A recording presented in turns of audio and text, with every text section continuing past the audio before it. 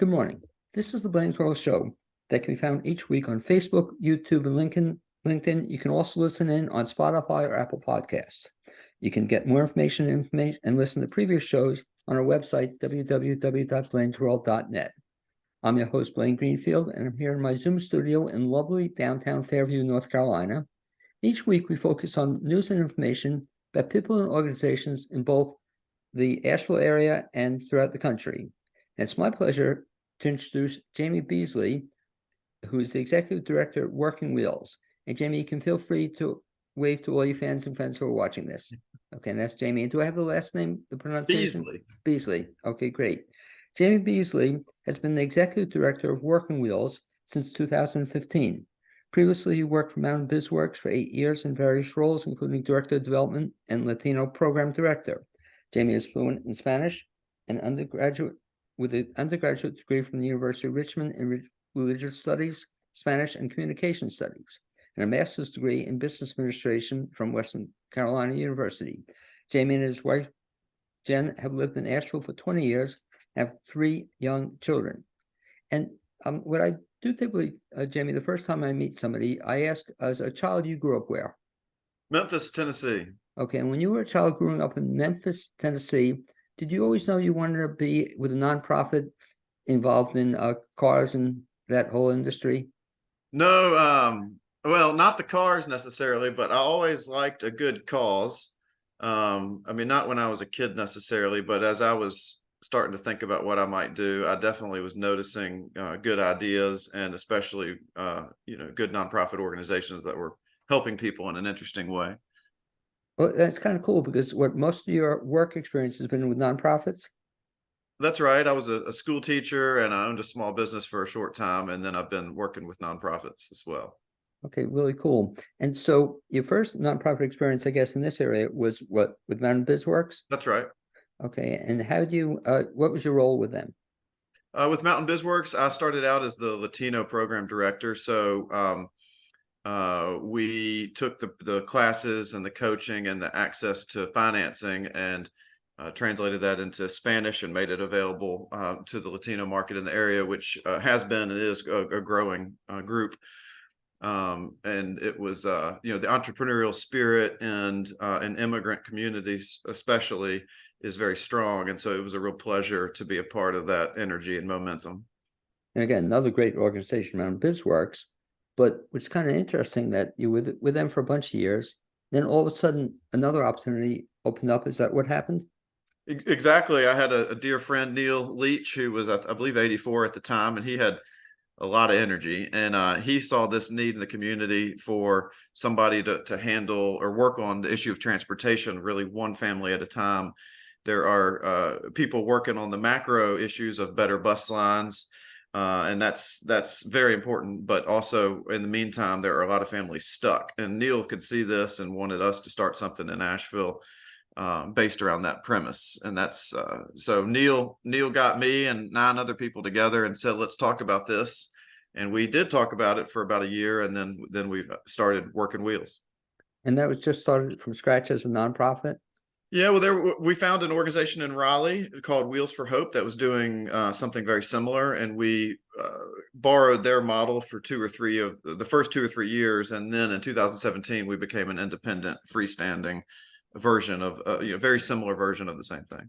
Now, as you said, so this model is not only the one you mentioned, but it's done in other parts of the country, but each one is a little bit different. Is that how it works? Yeah, that's right. And that's the key is, it was very helpful for us to get an understanding of how the organization worked, but we really quickly realized that we needed to customize it to a smaller community and a mountain community and a rural community, which is different than Raleigh. And so a lot of the basic principles of the organization remain, but how you really take the benefit and get it to the people needed to be customized. And I think that's what you'll find in most of the places where there are organizations doing similar work, is that it's similar to a point, and then it's been customized to what works locally. Now, for the benefit of folks who aren't familiar with Working Wheels, including yours truly, if you can kind of give a Reader's Digest version of what the organization is all about. Sure. Our mission is to provide affordable and reliable transportation options to families in Western North Carolina. So we do that through two programs. First, and what we've done since the beginning is the vehicle purchase program, where we accept donated vehicles from the community. We partner with local mechanic shops to fix up the ones that we can, and then we sell them for an extremely affordable price to our program participants. Those vehicles come with a warranty. They're usually worth between about $3,000 and $8,000, and they're designed to give people about a 2-year runway to kind of get the financial footing they need to become more independent. The vehicle repair program is our second program. And for that, we offer discounted repairs for people's vehicles. These are vehicles that did not come to them through Working Wheels per se, but these are people in the community who are driving a vehicle to work today. It experiences a mechanical problem. That mechanical problem is too expensive for the person to handle. And then we are able to provide a discounted repair and get that person back to work, and the family back on the path. So the vehicle purchase program and the vehicle repair program are the two ways that we help the community. And what's impressive with what you just said, at least to me, is the fact that if somebody gets a vehicle, they're not going to be stuck with a lemon. I was very impressed that you said that it comes with a warranty and it's going to be in relatively good shape. Oh, absolutely. We can do what we can do on the cars, but there are factors beyond our control. Right. And we are in a position when you sell someone an affordable car, you can actually make their life worse. A vehicle that does not work for any price is a burden and not helpful. So when we see that happening, what we do is, we get the car in and try to make it right. If we can't make it right, we swap the car with a different one, and that buys us some time to fix the one that is experiencing problems. We also have loaner vehicles available for people in both programs. So when if your vehicle experiences a warranty issue through the purchase program, we put you immediately in another one so you don't miss a shift of work, or picking up the kid from soccer practice or whatever is important that day. And then for our repair program, the more complicated cases, the cars that are going to have to go to multiple shops or it's going to take a long time, we try to put those people in or offer a loaner vehicle for them as well, so that they can keep on with their daily commitments. And what's so impressive about this, at least to me, is the fact that you kind of stick with a person throughout. Because just the other day, I had to help somebody out. The car wouldn't start, and they bought a fairly expensive car with no, as is kind of thing, and they were completely stuck. A very expensive car, and they had nowhere to turn. I didn't know about you at the time. I don't know if they'd qualify, but let's talk back to then the organization. So how do you get the cars? And you mentioned that people donate them. Is that what happens? We do. We spread the word. We're happy to be here today because that's one of our main messages, is just for people to know that we're here, that we accept donated cars in any condition. We will tow them and accept them and love them almost as much as you have and do. We use the vehicles for any way we can. Ideally, we can fix what's wrong. We'll invest up to $1,500 and make that car right and sell it to someone for an affordable price. If we get a vehicle that's not able to be fixed or it's beyond repair, we still love it. We call it an organ donor, and we use its best parts. We keep it around, use its best parts anytime we need something, and then ultimately take the car to auction or the recycle yard after that to get the most value we can. We put all that money into the repairs for the cars that we can fix. Seems like a win-win situation too, in that if I or somebody else makes the donation, you're a nonprofit, so it's a tax deductible. Exactly. And it is. And so we every now and again we get some classic cars and some really nice vehicles, and we are grateful for those. We explain to the donor, thank you for this vehicle. We could take this Mercedes, and we're set up as a dealership, so we sell it to the public with full disclosure that this has been donated, here's the value, and we're selling it to raise money. And then sometimes we're able to take these donated cars. For example, in the case of that Mercedes donor, we might be able to say that vehicle was able to help repair 7 vehicles or help get 7 families on the road by us selling that one. And so we try to look at everything that we have and figure out how do we get the most people in a dependable car, and then we do the math and try to make it work. How do folks find out about it? We advertise, in different publications and whatnot, but the most direct way to get more information about us is our website, which is workingwheelswnc.org. And that's also how you donate. There's a phone number and a quick link on that website that helps people either call or go electronically. But we spread the word any way we can. And the number one reason that people donate their cars to us is a friend tells them about it. So spreading the word is very helpful. Well, you mentioned something else, which is kind of interesting, I think, to folks, is that even if somebody has a car that's kind of seen better days, you'll take that car, rather than somebody having to junk it or get rid of it, you'll take it off the hands. Oh, absolutely. And you'd be surprised. We're pretty scrappy. That's one of our values. And we have some volunteer mechanics that kind of Habitat for Humanity style, if you will, people that come every week and and work on a car project. These are mechanically minded folks. And some of these problems, sometimes people donate a car to us because they've been given an estimate that is $2,000, $3,000, $4,000 to repair. But if we're able to have a volunteer mechanic spend 10 hours on it, that's $1,000 in savings right there towards getting this car back on the road. So there are cars that we are able to turn into program cars. That's our term for the ones that we can invest in. That really, sometimes it's very surprising to the donor that we were able to do that. But we'll accept it even if we can't. It's all valuable to us, and it helps us do what we do. Where are you located? We are in North Asheville and Woodfin, just past Moe's Barbecue and across from the vegetable stand. Okay, I think I know it. So Yeah. do people then drive to you, or they can drop their vehicles off? Is that what happens? That's very helpful to us if people can drop off their vehicles, but the process involves two steps. One is signing over the title to Working Wheels in the presence of a notary, and that can either be done at your bank or a friend that's a notary. You can also go online and have it notarized. There's some ways to do that electronically now.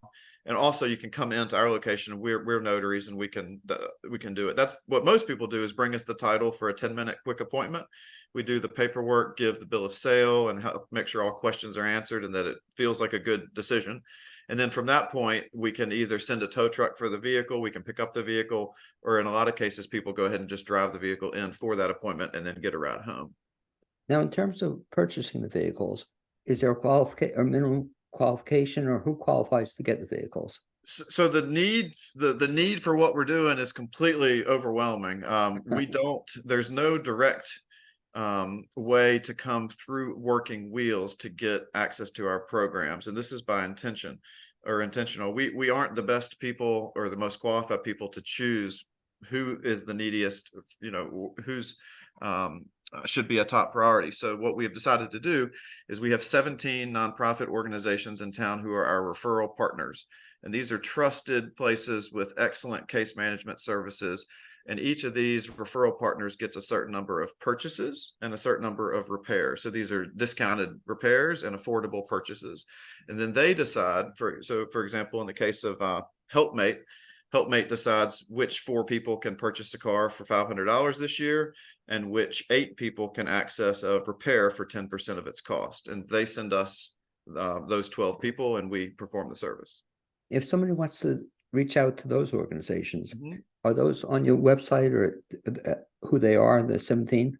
Exactly. If you go to the workingwheels.wnc.org and then go to the partners page, you should see those 17 organizations and it links to their organizations, to their websites. Each organization has a liaison, somebody on staff at that organization who understands this program the best. And so it's important to get access. You want to talk to that person so you can get accurate details about number of slots available, and if you might be, if someone might be able to qualify. Not to put you on the spot, but I guess in terms of ballpark numbers, how many people do you service on a given year? Oh yeah, I'm happy to answer that question because we're in the middle of a very exciting year. So in the last 8 years, we've served about 400 people, and this year we're on track to serve more than 200. And so this year alone, we're going to serve as many people as we have in the last 4 years. And the reason for that is that our vehicle repair program is expanding quickly. So we're on track to fix about 150 cars at a discount this year. In fact, right now at this moment, we have 37 vehicles being fixed simultaneously at different shops in Western North Carolina.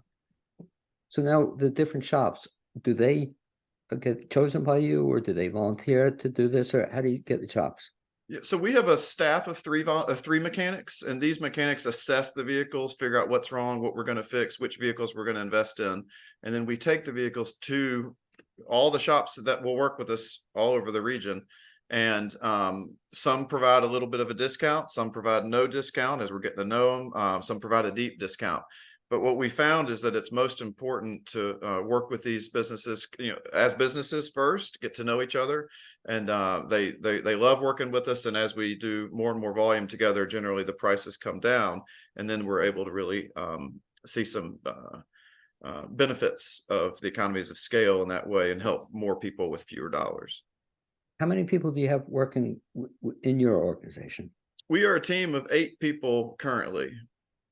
Okay, I mean, that's quite some operation you have there with mechanics and you and other people. Yeah, well, it's grown from grown quickly, or actually, over 8 years, it's grown. And the hybrid approach is important to us. We don't want to fix every car in-house, and so using all the resources available to us, and then keeping our operation just the right size is the goal.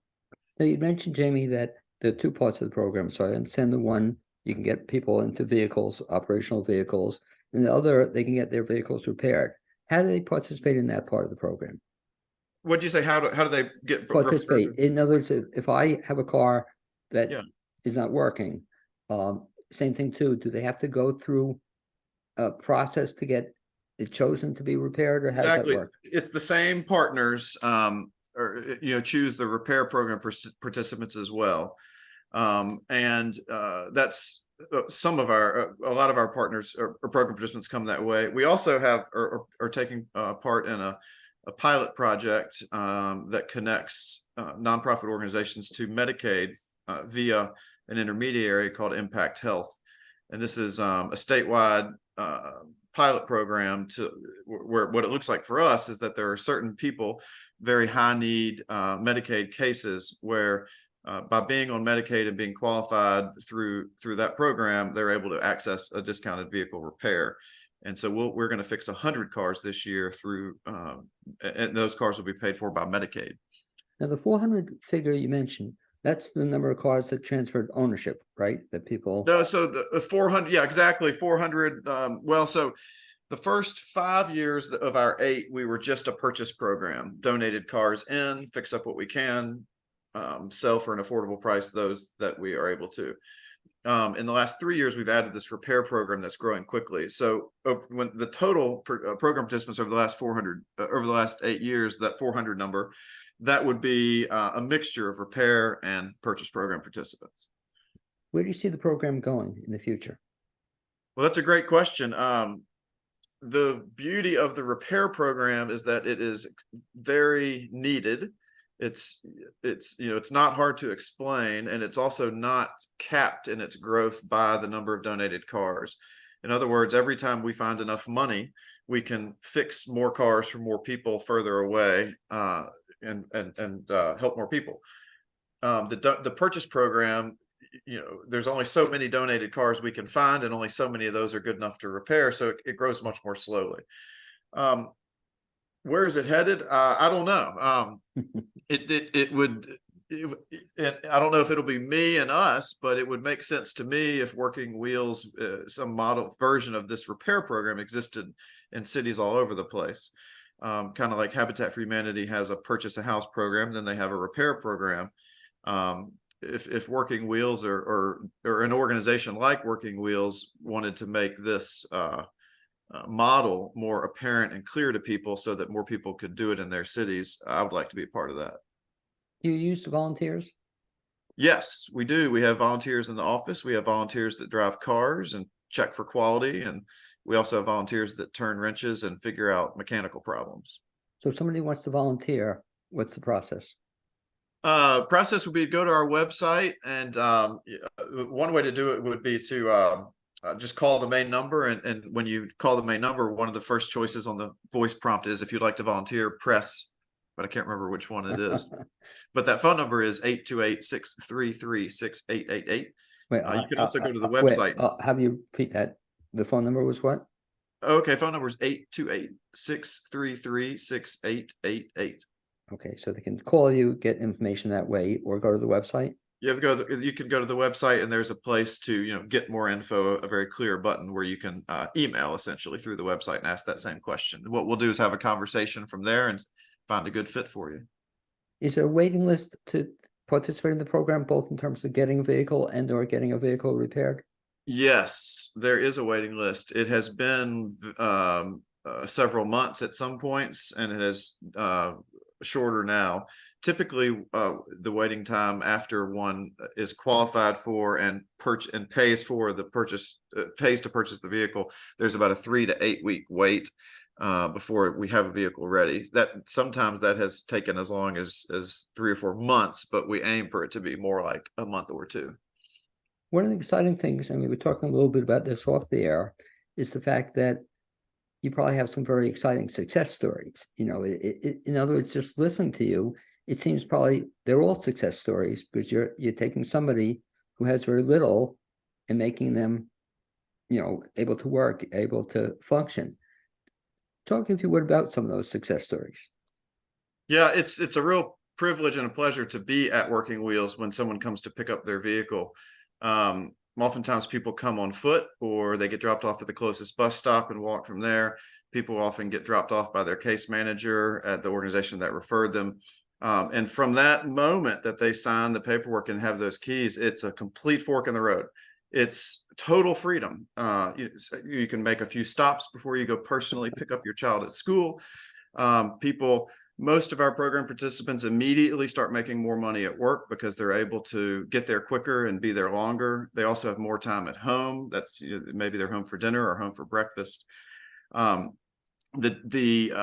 difference that it makes on a statistics level is one thing, but on a personal level, to really see what that freedom and independence affords people, it'll really it's really something to see.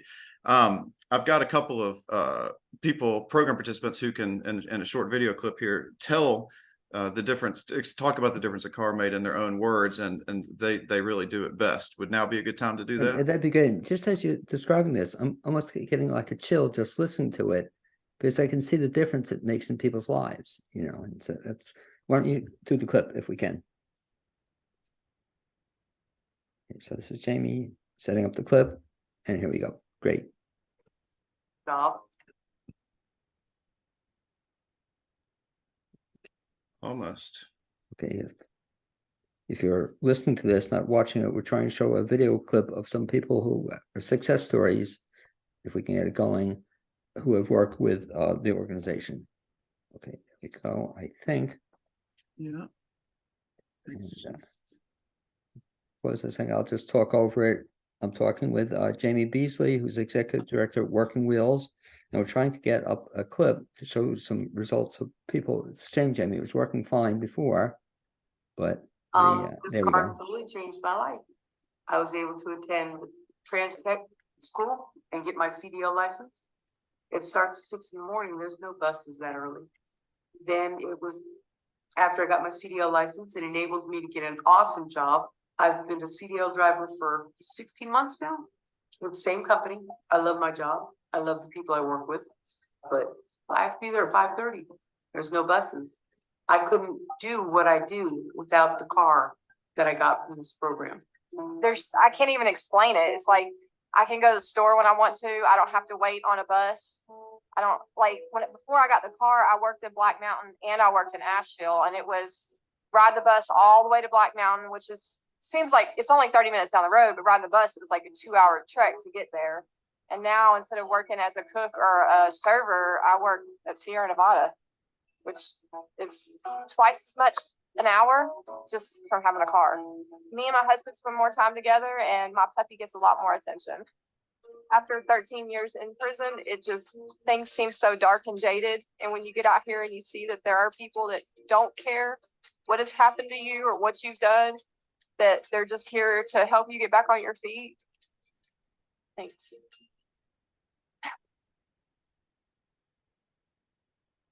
Great stories. And you probably see them and hear them all the time.